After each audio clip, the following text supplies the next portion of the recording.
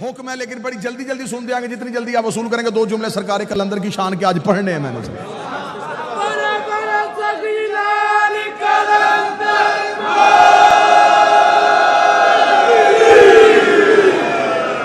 गलत तारफ करवाया तुमने किसी का कि ये अली के तो दीवाने थे, ये मलंग होते थे, फकीर होते थे, गलियों में फिरते थे। गलियों में फिरने वालों का नाम नहीं। आओ मैं तुम्हें बताऊं, जिसके पास आले मोहम्मद की मोहब्बत हो, अमाल खुद उसका तवाफ करते हैं। वल्लाबा हुसैन, मैं मिंबर की बुलंदी पे कह रहा हूं, हरफों का सामन होके कह रहा हूं। अगर किसी के अंदर आले मोहम्मद के बग़्ज़ की निजासत हो, जितनी मर्जी इबादत करे। ऐसा ही है जैसे शराब के गिलास में पानी, बर्तन निजस हो, पाक चीज भी डालो नापाक हो जाती है।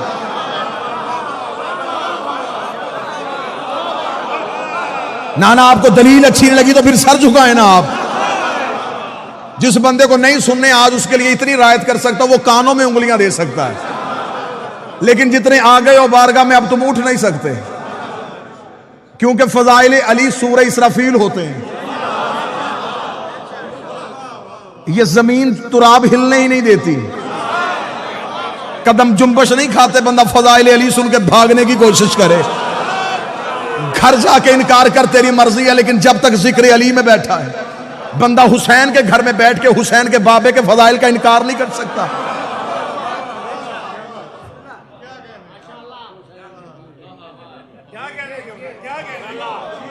फजीलत का इनकार नहीं। इन ये अस्माए जिन्हें लोग समझते हैं ये फकीर हैं, ये मलंग हैं, ये दीवाने थे अली के नौकर, बस शियों ने पकड़ लिया। बहलोल दीवाना, कलंदर दीवाना, फकीर। मैं तुझे बताऊं इनकी मार्फत क्या थी। वक्त के फकीर का नाम था शाह हुसैन। दुश्मन की साजिश है कि उस्मान मरवंदी नाम था, शाह हुसैन नाम था। इब्राहिम कबीरुद्दीन इब्राहिम मुजाब का बेटा। जो जवान बैठो, इब्राहिम मुजाब आज भी हुसैन के पहलू में सोया हुआ है। इब्राहिम मुजाब उसे कहते हैं, मुजाब कहते हैं जवाब मिलने वाले। ये कब्र हुसैन पे जाता था, हुसैन की जर्री पे जाकर था, सलाम अलैका या बना रसूल अल्लाह, रसूल का बेटा तुझ पे सलाम हो। कब्र से हुसैन बोल के जवाब देते थे, अलैका सलाम या इब्राहिम। सिर्फ इब्राहिम नहीं सुनता था, जितने लोग हरम में नमाज पढ़ रहे होते थे सारे जवाब सुनते थे। अरब वालों ने इसका नाम रख दिया इब्राहिम मुजाब। ये वो इब्राहिम है जिसे हुसैन जवाब देता है। एक दिन सरकारी हजरत इब्राहिम मुजाब कब्र हुसैन पे बैठे हुए थे। हुसैन की कब्र पे जाके सलाम किया। सलाम करने के बाद बादशाह हुसैन को सजदा किया। इमाम हुसैन की आवाज आई, जा इब्राहिम वापस चला जा, मैं तुझे एक बेटा अता करूंगा, मैं तुझे एक बेटा अता करूंगा, मैं तुझे एक बेटा अता करूंगा जो जाफर तैयार के परों का सदका पर पाएगा और जन्नत में परवाज करेगा, जमाना उसे शहबाज कहेगा। इतना कहना था, मैं तुझे वो बेटा अता करूंगा, मैं वो बेटा अता करूंगा। मौलवी जहां लेके मैं सर पे कुरान रख के उससे पूछता हूं, हुसैन का मैं तुझे बेटा अता करूंगा। अताएं पैदा नहीं होती, अताएं नाज़िल होती है। अब मुझे बोल के बता, जिनके घर का कुत्ता नाज़िल होता हो वो 14 पैदा नहीं होता।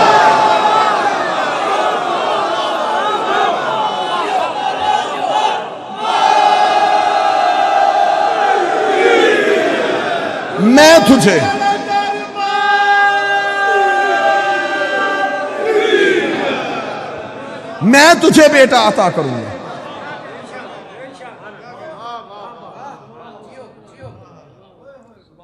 सुल्तान दौलतपुर का नवासा, नाम शाह हुसैन, मरवंद से रहने वाला दौलतपुर पहुंचा। दौलतपुर पहुंचा, शाह जमाल मुजर्रद की बारगाह में पहुंचा। अब साथ मेरा देने आना जितने कलंदरी दीवाने बैठे हो। शाह जमाल मुजर्रद की बारगाह में बैठा। 7 वक्त के 2 फकीर थे, जलालुद्दीन हैदर सुरखपोश, नकवी बुखारियों की जद, साद बाबा फरीद। शाह जमाल मुजर्रद की बारगाह में पहुंचा तो वहां तेल ककड़ा गर्म था। 12 साल से तेल तप रहा था। मन्नत वाले आते थे, अपनी मन्नत मानते लकड़ियां जला के चले जाते थे। तेल ककड़ा गर्म था। कलंदर आया, कलंदर ने अपने दोनों टांगे आग के नीचे की। शाह जमाल मुजर्रद ने कहा, टांगे बाहर निकाल, मैं तेरे ही इंतजार में बैठा था। कलंदर ने कहा है मुझे मुर्शद ने तेरी बारगाह में भेजा है।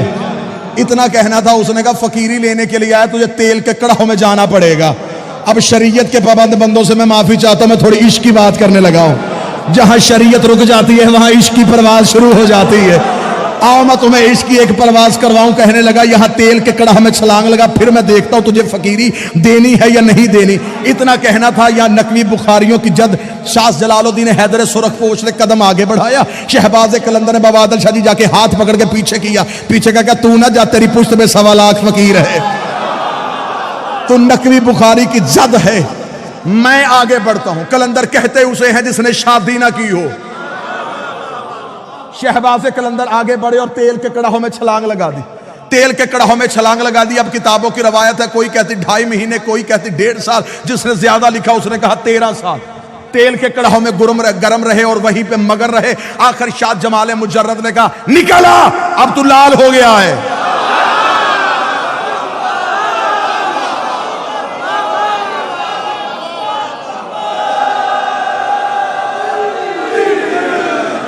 सार उठाए वो बंदा जिसने फकीर के सामने घुटने टेके हैं।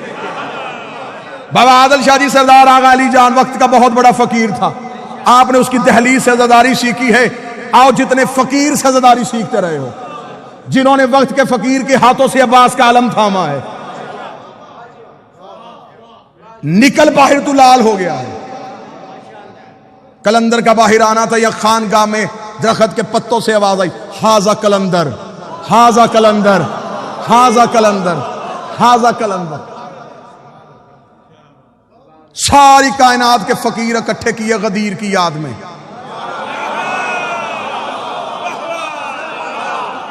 अब मेरा दिल कह रहा है कि जो यहां हो और यहां से जाना चाहते हो, तुम जाओगे जरूर। आओ अपने अकीदे के घोड़े को तेज करना और मार्फत की जीन डालो।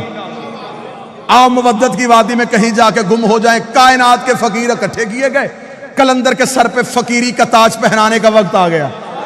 कलंदर के सर पे फकीरी का ताज रखा। कलंदर के सर पे सारी कायनात के 1.25 लाख फकीर इकट्ठे थे। कलंदर के सर पे फकीरी आई। कलंदर के सर पे कलंदरी का ताज आया। कलंदर ने अपने बाजुओं को देखा। देखने के बाद तोला। तोलने के बाद कहा हुसैन ने तो कहा था कि पर दूंगा, हुसैन ने तो कहा था पर दूंगा। इतना कहने के बाद कलंदर ने परवाज की, पहली परवाज की। कलंदर ने पहली जस लगाई। 1.25 लाख फकीरों ने उड़ता हुआ शहबाज देखा। आवाज दे के लगा, जा कहा रहा, बता तो सही तू है कौन? फरमाया हैदरियम।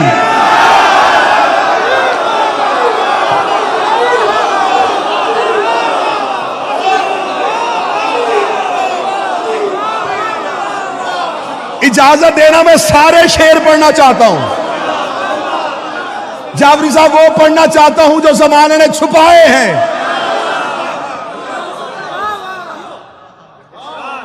अब उस बंदे की मजबूरी है, वो बंदा फंस गया जो आज आ गया। अब यहां से छोड़ू, शायद कल हम आधे रह जाएं। जो आए हो तुम तो लेके जाओ, मैं तो वक्त के इमाम के सामने शर्मिंदा ना हूं। कलंदर ने परवाज की, पहली परवाज की, पहली जस्त लगाई। 1.25 लाख फकीर की आवाजें कौन है? फरमाया हैदरियम, कलंदरम, मस्तम। अगली परवाज की उन्होंने कहा अपना तारफ करवा, बंदाए मुर्तजा अली हसन। 1.25 लाख फकीरों ने हाथ बांध के कहा हमें यहां छोड़ के खुद कहां जा रहा है, हमें यहां छोड़ के खुद कहां जा रहा है। कलंदर ने अगली परवाज देगा, हादिए सालिकान इरफानम।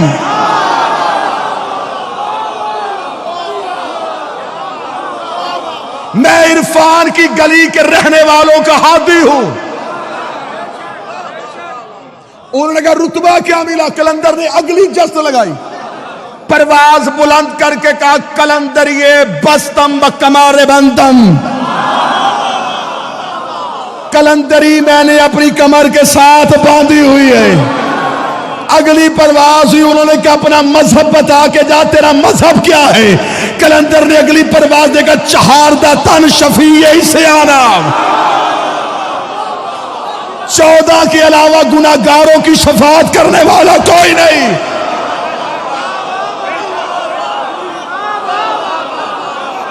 चहारदा तन शफी इस्यानम, 14 के अलावा गुनाहगारों की शफाअत करने वाला कोई नहीं।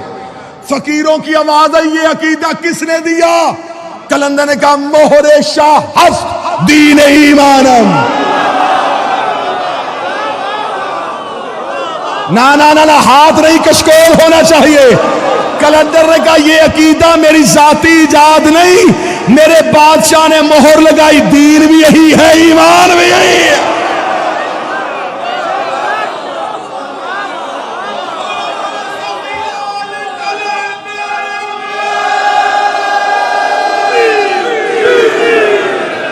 कहां गए वो बंदे जिन्होंने कहा था कलंदर सुनाए? अब सर नीचा नहीं करना, सर ऊपर करना। अगर पूरा कलंदर सुनना चाहते हो, आओ मैं तुम्हें कलंदर के शेर सुनाऊं। उन्होंने कहा तू इबादत किसकी करता है? कलंदर ने अगली परवाज दे के कहा रोजो शब मन हमी ख्वानम, रोजो शब मन हमी ख्वानम, रोजो शब मन हमी ख्वानम। मैं दिन और रात एक ही बात करता हूं। उनका कौन सी? उसका बगैर चहारदा नामी दानम, मैं 14 के अलावा किसी को जानता ही नहीं।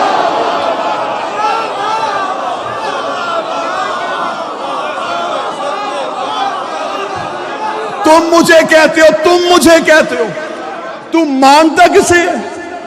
मैं 14 के अलावा किसी को जानता ही नहीं।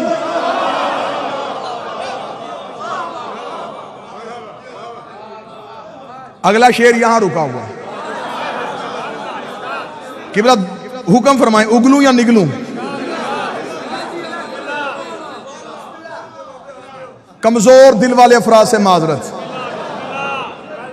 बाबा आदर शाह जी जितने सही बैठो, सही बेगम साहब इजाजत दीजिएगा। हैदरमैन साहब अगला शेर कलंदर का ना हो, अगला शेर कलंदर का ना हो। कलंदर मुझसे जुबान छीन ले, लहजा छीन ले, लफ्ज छीन ले। कल वाला दिन मजलिस पे आना सकूं, कलंदर मेरी जुबान गूंगी कर दे। इतनी बड़ी बद्दुआ कोई नहीं देता। अब इतनी बड़ी बद्दुआ अगर मैंने अपने आप को दी है, अगर तुम में से कोई शक करे, मैं बोल ना सकूं, वो सुन ना सके, आइंदा के बाद मौला फिर अगर उसका कान, उसकी बसारत अगर कुछ भी फजाइल अली का देख नहीं सकती, सुन नहीं सकती, फिर वो कुछ सुने ही ना। इतना कहना था या 1.25 लाख फकीरों की आवाज आई, कलंदर हमें इतना तो बता, इतना तो बता, तेरा अकीदा क्या है, तेरा अकीदा क्या है? कलंदर ने अगली परवाज दे के कहा मम बगैर अली ना दानिस्तम, मैं अली के बगैर किसी को नहीं जानता। अली अल्लाह अजल अवल गुफ्तम, मैं पहले दिन से एक ही बात जानता हूं, या अल्लाह है या अली है।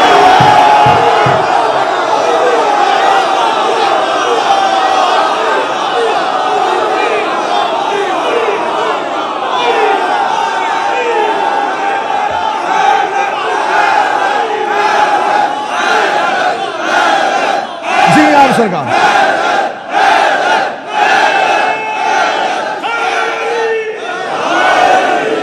बस बस जो यहीं पे गुफ्तगू तमाम करते कलंदर ने परवाज़ें शुरू की। कलंदर ने कहा हैदरियम कलंदरम मस्तम बंदाए मुर्तदा अली हस्तम चहारदा तन शफीए इस्यानम मोहरे शाह हस्त दीन ईमानम बगैर चहारदा हस नामिदानम रोज़े अल्लाह अल्लाह अज अवल गुफ्तम। ये कह के कलंदर परवाज़ें बढ़ाता गया, बढ़ाता गया, बढ़ाता गया, बढ़ाता गया।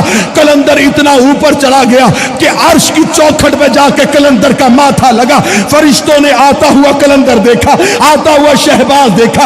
उनका फरिश्ते हम हैं पर तेरे पास है, मलाइका हम हैं परवाज तेरे पास है। तू फर्श से अर्श पे क्या लेने आ रहा है? बता, रुक रुक रुक, यहीं पे रोक के बता तू कौन है?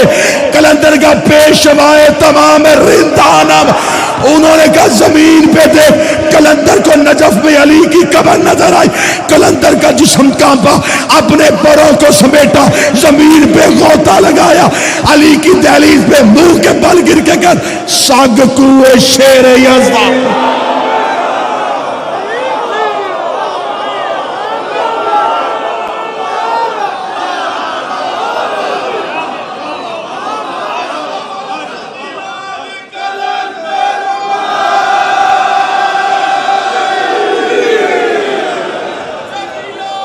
बिस्मिल्लाह सरकार।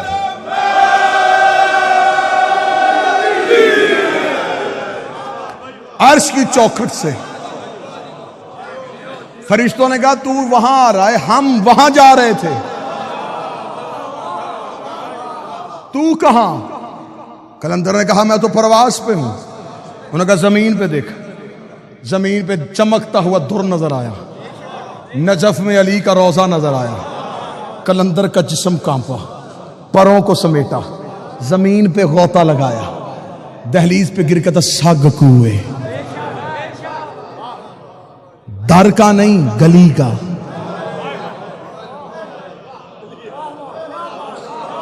नौकर ने करीब बैठ के फकीर से पूछा था मुकाम जो इतना मिल गया था दरवाजे पे क्यों नहीं आया? उसने गुस्ताख ना बन, दरवाजे पे नबी बैठे थे।